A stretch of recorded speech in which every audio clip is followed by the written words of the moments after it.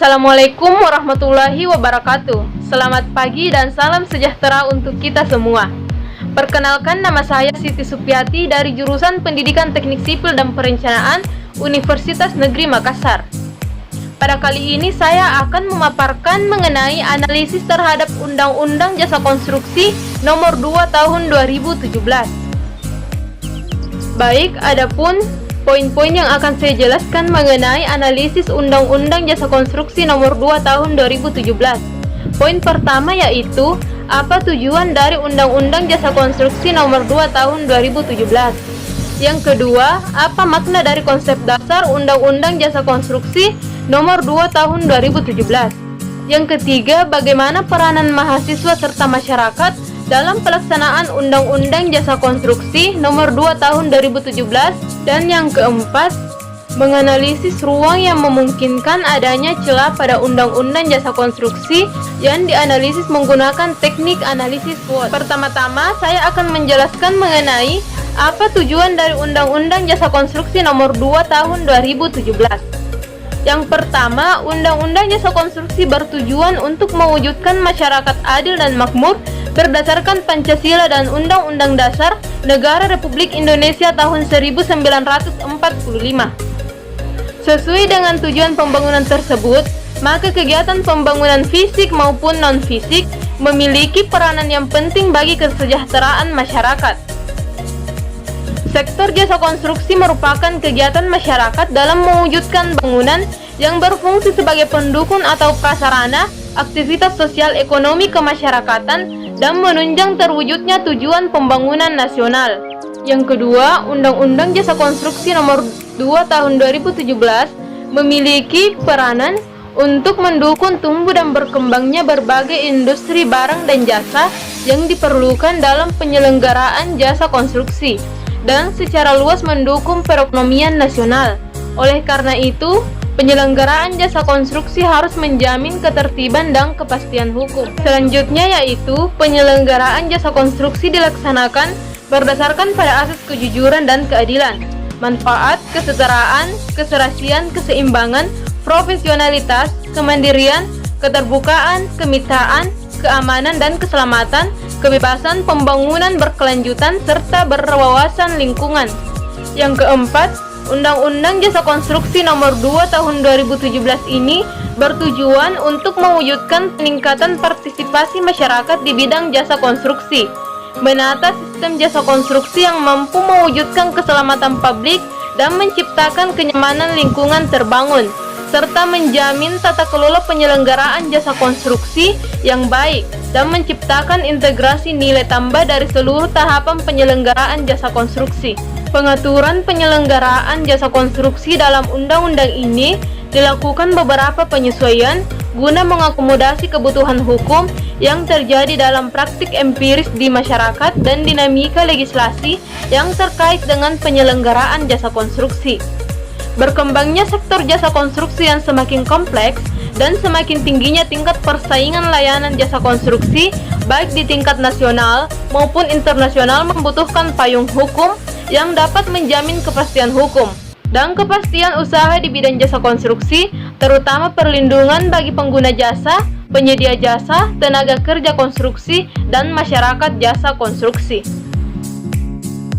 Selanjutnya, saya akan menjelaskan mengenai apa makna konsep dasar dari Undang-Undang Jasa Konstruksi Nomor 2 Tahun 2017. Makna konsep dari Undang-Undang Jasa Konstruksi diambil dari latar belakang terbitnya Undang-Undang Nomor 2 Tahun 2017 tentang jasa konstruksi, yaitu yang pertama, sebagai penguatan standar keamanan, keselamatan, kesehatan, dan keberlanjutan dalam penyelenggaraan jasa konstruksi, serta pengaturan tenaga kerja konstruksi yang komprehensif, baik tenaga kerja konstruksi lokal maupun asing, dan juga dibentuknya sistem informasi jasa konstruksi yang terintegrasi dan perubahan paradigma kelembagaan sebagai bentuk keikutsertaan masyarakat jasa konstruksi dalam penyelenggaraan jasa konstruksi, serta penghapusan ketentuan pidana dengan menekankan pada sanksi administratif dan aspek keperdataan dalam hal terjadi sengketa antar para pihak.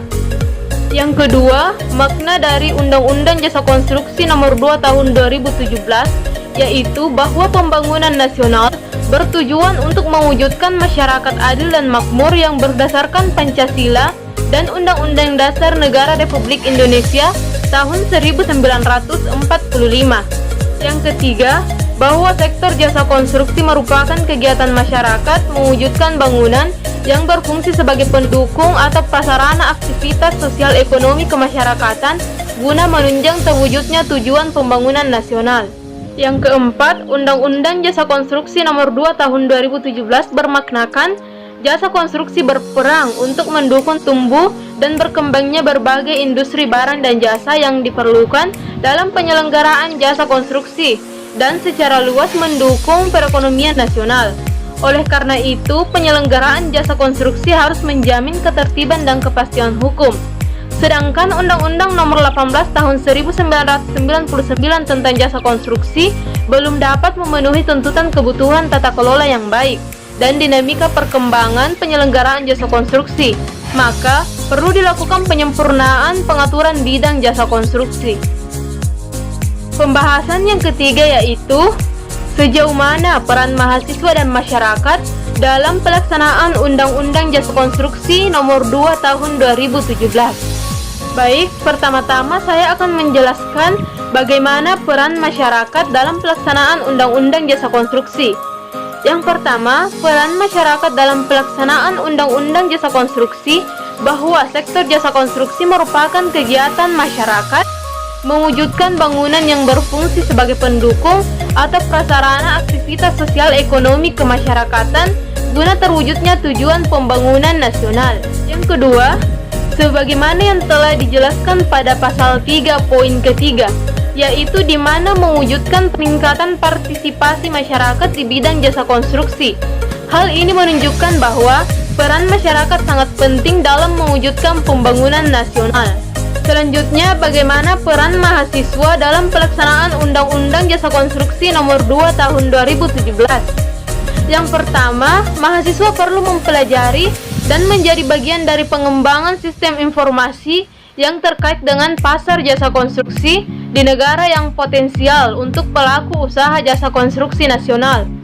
Yang kedua, mahasiswa juga melakukan pengawasan untuk mewujudkan ketertiban dalam pelaksanaan jasa konstruksi. Yang ketiga, mahasiswa dapat menjaga ketertiban dan memenuhi ketentuan yang berlaku di bidang pelaksanaan jasa konstruksi. Yang keempat, turut mencegah terjadinya pekerjaan konstruksi yang dapat membahayakan kepentingan umum. Selanjutnya yaitu analisis mengenai ruang yang memungkinkan adanya celah pada Undang-Undang Jasa Konstruksi yang disertakan dengan solusi dan dianalisis menggunakan teknik analisis SWOT. Bagian 1 yaitu dari segi strength atau kekuatan. Yang pertama, pengguna jasa konstruksi bertanggung jawab atas biaya jasa konstruksi sesuai dengan keselamatan dalam kontrak kerja konstruksi. Yang kedua, biaya jasa konstruksi sebagaimana dimaksud pada ayat 1 dapat bersumber dari pemerintah pusat, pemerintah daerah, badan usaha, atau masyarakat. Yang ketiga, tanggung jawab atas biaya jasa konstruksi sebagaimana dimaksud pada ayat 2 dibuktikan dengan kemampuan membayar dan komitmen atas perusahaan produk jasa konstruksi. Yang keempat, kemampuan membayar sebagaimana dimaksud pada ayat 3 poin A dibuktikan dengan dokumen dari lembaga perbankan atau lembaga keuangan bukan bank, dokumen ketersediaan anggaran atau dokumen lain yang disepakati dalam kontrak kerjasama konstruksi. Yang kelima, komitmen atas pengusahaan produk jasa konstruksi sebagaimana dimaksud pada ayat 3 bagian B, didukung dengan jaminan melalui perjanjian kerjasama. Bagian kedua yaitu weakness atau kelemahan.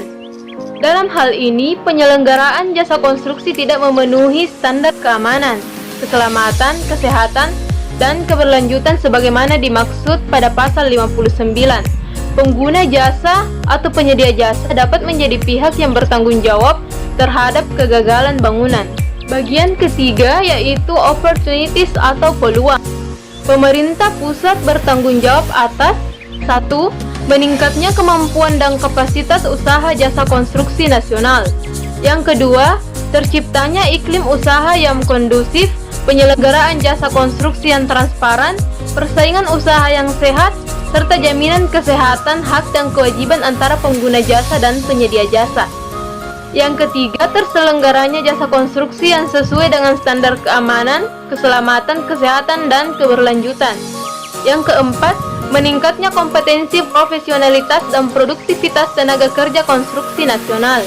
Selanjutnya, pemerintah pusat memiliki kewenangan dalam yang pertama, mengembangkan sistem pemilihan penyedia jasa dalam penyelenggaraan jasa konstruksi. Yang kedua, mengembangkan kontrak kerja konstruksi yang menjamin kesetaraan hak dan kewajiban antara pengguna jasa dan penyedia jasa. Yang ketiga, mendorong digunakannya alternatif penyelesaian sengketa penyelenggaraan jasa konstruksi di luar pengadilan. Bagian keempat yaitu threats atau ancaman. Yang pertama, penyelesaian perselisihan memuat ketentuan tentang tata cara penyelesaian perselisihan akibat ketidaksepakatan. Yang kedua, pemutusan kontrak kerja konstruksi yang timbul akibat tidak dapat terpenuhinya kewajiban salah satu pihak. Yang ketiga, keadaan memaksa, memuat ketentuan tentang kejadian yang timbul di luar kemauan dan kemampuan para pihak yang menimbulkan kerugian bagi salah satu pihak. Demikianlah pemaparan saya mengenai analisis Undang-Undang Jasa Konstruksi Nomor 2 Tahun 2017. Mohon maaf bila terdapat kesalahan atau masih banyaknya kekurangan dalam pemaparan saya. Lebih dan kurangnya mohon dimaafkan. Assalamualaikum warahmatullahi wabarakatuh.